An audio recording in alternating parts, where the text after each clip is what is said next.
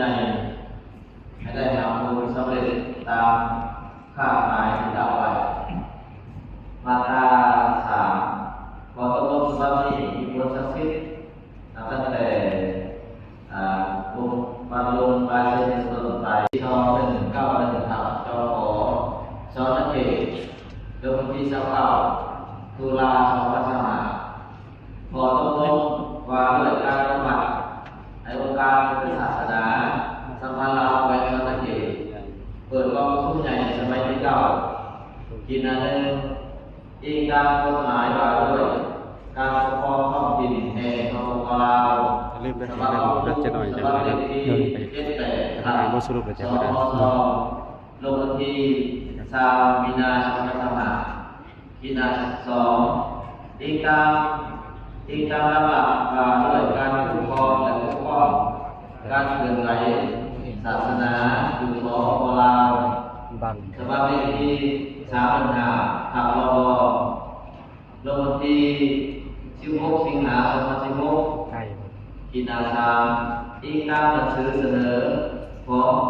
หอว่าการแขวงฉบับเลขฉบับลงวันที่28 ตุลาคม2565เจ้าแขวงอบรมมาตรา1เห็นที่อนุมัติให้องค์การพุทธศาสนาสัมพันธ์ลาวอบส.แขวงชนเขตเปิดกองประชุมใหญ่สมัยที่9ที่มอวัฒนธรรมไปสอนโรงวิหารในวันที่10 พฤศจิกายน2565มาตรา2มอบให้นี่เป็นไฟมอบว่าการแขวงมอบการรักษาแขวงแผนกวัฒนธรรมและการท่องเที่ยวแขวงอบส.แขวงและภาคส่วนเกี่ยวข้อง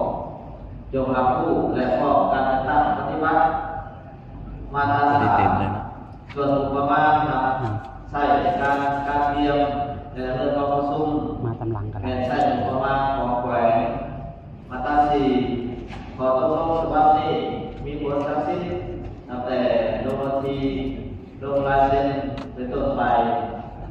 เส้นแดนเจ้าแขวงโพไซพูดสมัยแบบสมัยขอตกลงที่ทำ